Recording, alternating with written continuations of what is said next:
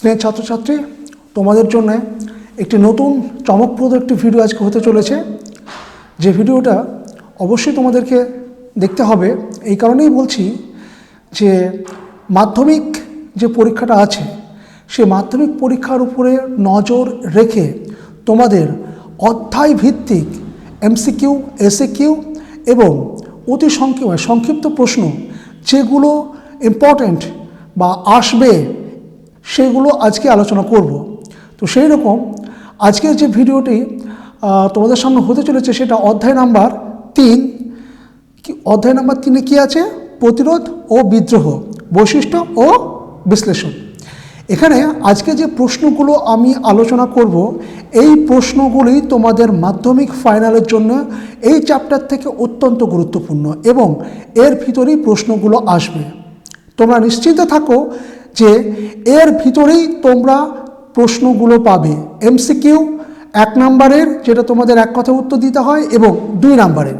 কি বললাম? এমসিকিউ 1 নম্বরের এবং 2 নম্বরের। আজকে যে প্রশ্নগুলো আমি আলোচনা করতে চলেছি এই প্রশ্নগুলোই তোমাদের ফাইনাল পরীক্ষার জন্য গুরুত্বপূর্ণ। এবং আমরা যে প্রশ্নগুলো দেব পরপর ভিডিওতে, সেগুলো তোমরা দেখতে থাকো এবং প্রস্তুতি নিতে থাকো। অবশ্যই তোমাদের ভালো ফল হবে। আমি আবারও বলছি, অবশ্যই তোমাদের ভালো ফল হবে। এ সম্পর্কে তোমরা 100% নিশ্চিত থাকতে পারো। তো চলো আর দেরি না করে আজকে শুরু করি আজকের আলোচনা। আজকে দেখো স্ক্রিনে দেখতে পাচ্ছ অধ্যায় নাম্বার 3, প্রতিরোধ ও বিদ্রোহ, বৈশিষ্ট্য ও বিশ্লেষণ, মাধ্যমিক স্পেশাল প্রশ্ন 2025। প্রথমে কি আছে? এমসিকিউ। এমসিকিউ কি আছে দেখো, যে ভারতে প্রথম অরণ্য আইন পাশ হয় কত খ্রিস্টাব্দে?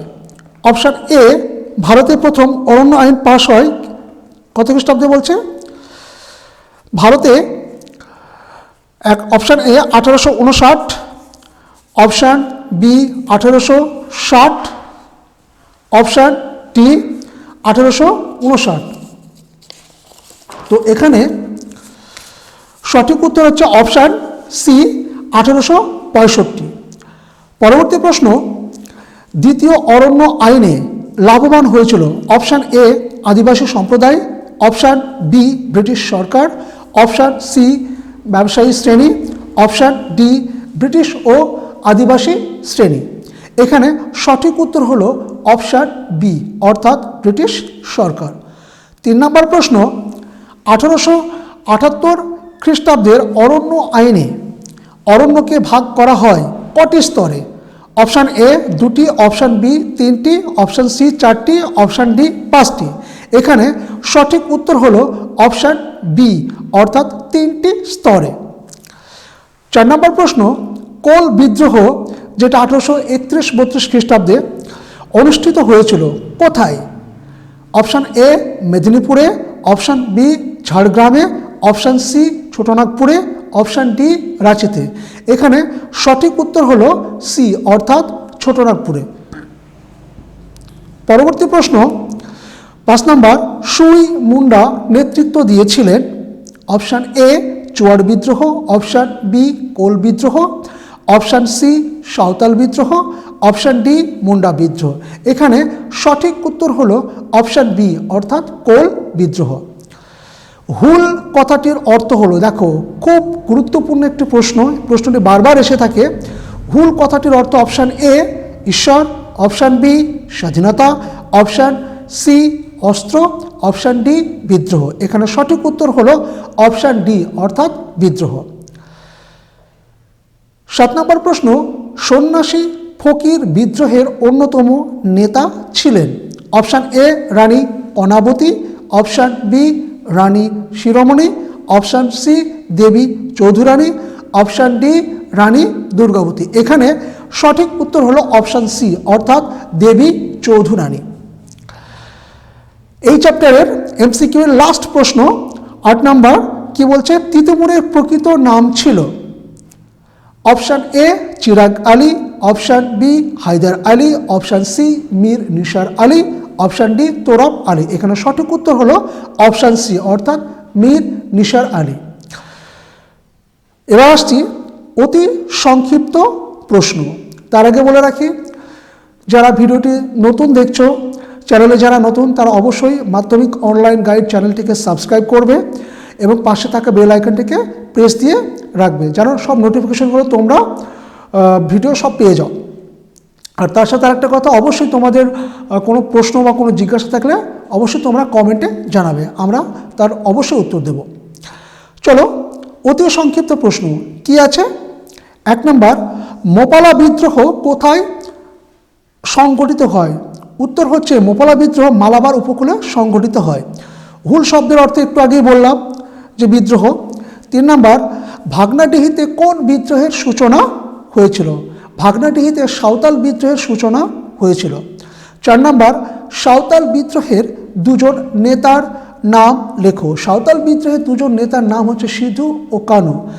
হ্যাঁ, এই প্রসঙ্গে আরেকটা কথা বলে রাখি, এই যে প্রশ্নগুলো আছে এই প্রশ্নগুলোর উত্তর কিন্তু তোমরা সম্পূর্ণভাবে পূর্ণ বাক্যে দেবে, কখনোই এক কথায় দেবে না। কি বললাম? পূর্ণ বাক্যে উত্তর দেবে, কেননা পূর্ণ বাক্যে উত্তর না দিলে যদি এক্সামিনার তোমাদের মার্কস কেটে নেয় তোমরা কিছু বলতে পারবে না। আচ্ছা, 5 নম্বর প্রশ্ন, উলগুলান বলতে কি বোঝায়? উলগুলান হচ্ছে বিরসা মুন্ডার একটা যে মানে মুন্ডা বিদ্রোহ, সেই মুন্ডা বিদ্রোহের একটা বিশেষ একটা বিষয়। সেই উলগুলান শব্দের অর্থ হলো ভয়ঙ্কর বিদ্রোহ বা ভয়ঙ্কর বিশৃঙ্খলা। 6 নম্বর, তিতুমির কোথায় বাঁশের কেল্লা বানিয়েছিলেন? তিতুমির নারকেলবেড়িয়াতে বাঁশের কেল্লা বানিয়েছিলেন। ফরাজি আন্দোলনের প্রবর্তক কে? 7 নম্বর প্রশ্ন, ফরাজি আন্দোলনের প্রবর্তক হলেন হাজী শরীয়ত উল্লাহ। 8 নম্বর প্রশ্ন অর্থাৎ শেষ প্রশ্ন, কত খ্রিস্টাব্দে নীল কমিশন গঠিত হয়? 1860 খ্রিস্টাব্দে নীল কমিশন গঠিত হয়।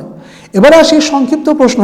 দেখো 2 নম্বরের কোন প্রশ্নগুলো গুরুত্বপূর্ণ তোমরা দেখে নাও এবং পারলে অবশ্যই স্ক্রিনশট করে নাও। এখানে মোট 9টি প্রশ্ন আছে। কটি প্রশ্ন আছে? মোট 9টি প্রশ্ন। অবশ্যই তোমরা স্ক্রিনশট করে রাখো এবং যে প্রশ্নগুলো আমি এখানে দিয়েছি অবশ্যই তোমরা ফাইনাল পরীক্ষার জন্য প্রস্তুতি নিয়ে রাখো, কারণ অধিকাংশ ক্ষেত্রেই দেখা যায় কি প্রস্তুতির অভাবে ভালো রেজাল্ট তোমাদের হয় না। দেখো স্ক্রিনে আমি দেখাচ্ছি যে 9টি প্রশ্ন আছে, অবশ্যই এই অধ্যায়ের উপরে 9টি প্রশ্ন। আর সংক্ষিপ্ত প্রশ্ন বা অতি সংক্ষিপ্ত প্রশ্ন কটা দিলাম? 8টা। আর তার সাথে এমসিকিউ দিয়েছে 8টা, অর্থাৎ এমসিকিউ 8টা, সংক্ষিপ্ত প্রশ্ন 8টা এবং অতি সংক্ষিপ্ত প্রশ্ন 8টা এবং সংক্ষিপ্ত প্রশ্ন হচ্ছে 9টা। এই মোট এই প্রশ্নগুলো এই তৃতীয় অধ্যায়ের উপরে অত্যন্ত গুরুত্বপূর্ণ হতে চলেছে তোমাদের মাধ্যমিক পরীক্ষার জন্য। অতএব স্নেহ ছাত্রছাত্রী, তোমরা অবশ্যই এই প্রশ্নগুলোর প্রস্তুতি ভালোভাবে নিয়ে রাখো। তো দেখা হচ্ছে পরবর্তী ভিডিওতে, ততক্ষণ তোমরা ভালো থেকো, সুস্থ থেকো। ধন্যবাদ।